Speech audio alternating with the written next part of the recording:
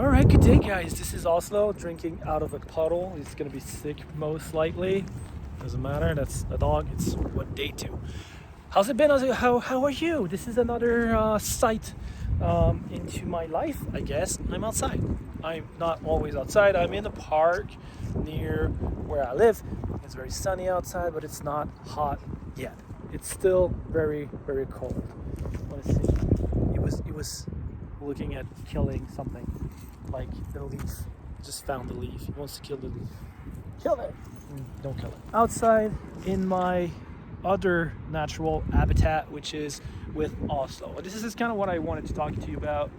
The different things that you need to do in order to get fit, get lean. I know that often you're going to see me seated in the gym, or you're going to see what I do inside of the gym, which is most likely all the time lifting weights. Obviously, lifting weights is the main thing if you want to build muscle, right? You want to develop, growing the muscle requires a outside stimulus in order for the recovery and the stress of the body to be able to know what's happening outside and then adapt to it.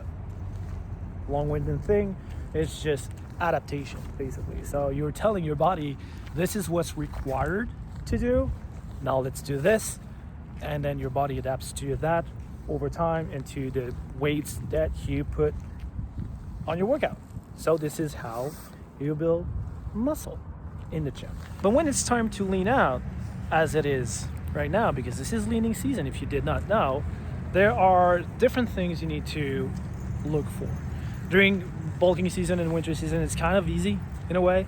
All you have to do is eat a bunch, lift heavy, and it just basically happens almost in itself, right? It's usually fairly simple to gain weight, and then you go into building the muscle. But there's been many videos on that I've done, so go back and watch it into how doing that. Now it's about leaning out. When it's time for leaning season, this is what you do. You have to, you only have 2 options. You either have to decrease the amount of calories you eat, therefore watching your calories. So this is one thing you have to be doing. If you still don't know how many calories you have on a daily basis, I don't know first what you're doing, and also I don't know how you expect to lose weight, gain muscle, all of that, because this is kind of the base thing that you need to do, knowing how many calories you ingest. So first thing you have to do is that, knowing the calories, knowing the macros. When you know that, you have a good idea of what's happening. You kind of repeat the process for about a week and you see what's happening.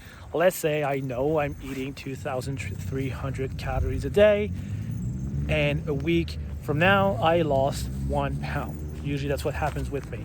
I'll be like, all right, it means that every single day I'm around a deficit of 500 calories. Simple math. Now that I know that, I know how to adjust. All right, I don't want to lose weight. I want to maintain my weight because I want to gain muscle. I want to give my body all the chances it can to build a muscle.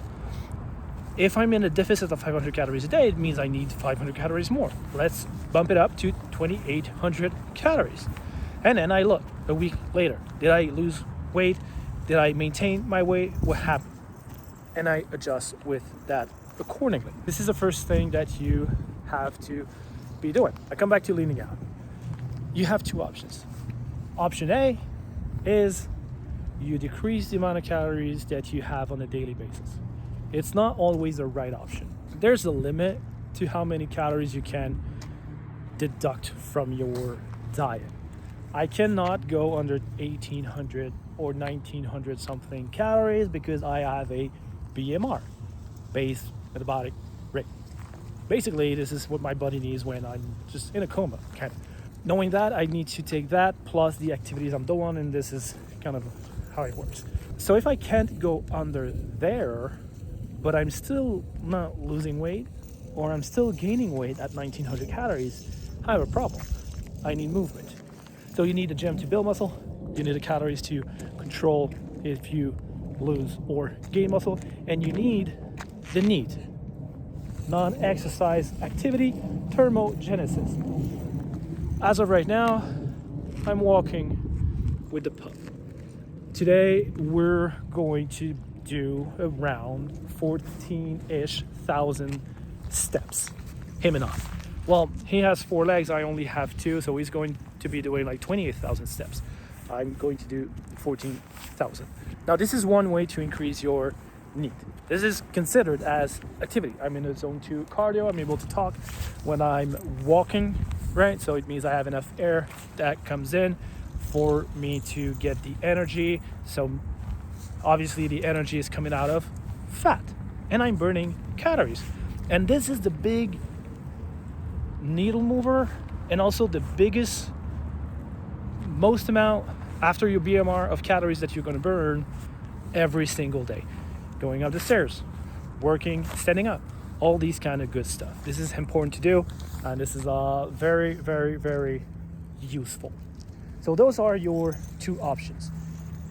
If I go about walking 14,000 steps and I'm on my limit of my BMR and I'm working out every day and I'm still not leaning out, first, it's impossible, just so you know.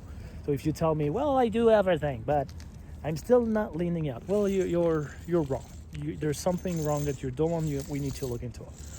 But let's say by magical operation of whatever, it's happening. I'm not losing as I'm doing all of this. Well, mind you, now I'm going to still increase my activities. So it means this is the only option I have. I cannot lower my calories any more than 1900. I already walk 14,000 steps a day. I'm already working out. What else should I be doing? I'm gonna go for a run. I'm gonna, increase my intensity in the gym. At this point, when you've done everything, when you've looked into everything, there's only one thing you can do, and it's increase your activity or intensity in the gym. There might be a thing or two that you're doing wrong in the gym, but most likely these are the 2 things that you can do. So this is how I've been losing a pound basically in the last 2 weeks, which is my goal. My goal is to lose about 0.5 pounds a week. And this is exactly how I've done it so far. I've been looking at my calories to make sure that I'm on track with the amount I'm having. I don't have a lot less than during the winter, but we walk more. And I've also changed my workout and I'm having more intensity within my workout, which makes it ideal, let's say, in order to lose weight. And this is how I've done it. If I was still not losing weight, or if I was losing too much weight, I would either adjust my calories or increase intensity or activity. But don't forget about the NEAT, because non-exercise activity thermogenesis is the biggest needle mover into what you can do. Find a dog that you can walk. They will have you walk a lot. If you don't have an Oslo, I'm sorry. Find yourself an Oslo. They are amazing. But other than that, just go outside. When you have an hour lunch, when you have 15 minutes of breaks of whatever, this is what I used to do when I didn't have Oslo and I had a different job.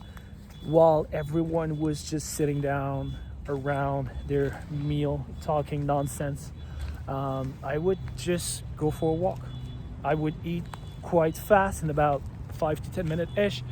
And then I would go out and I would walk for 30, 45 minutes. First, it was nice. It was sunny when I were to do that. And it would get me out of the environment that sometimes it's good to get out of. And yeah, it's just how I did it. So increase your NEAT, look into your calories, look into everything. I have no clue if the sound was even good on it. I will discover that as I'm editing it. Hopefully it was. Also, he's still moving around. I'm gonna go grab him, go back home. I just felt like it was a bit different to do it that way. Next time I'm doing that, I'm gonna find something to hold the camera, because my arm is getting tired. I did have some shoulders this morning to do, and my arm is getting tired. No, anyway, have a good day, guys, from the natural pool in Montreal. Hope you're enjoying your spring. Still very cold. I can't wait to get my motorcycle out. And anyway, I'll see you soon.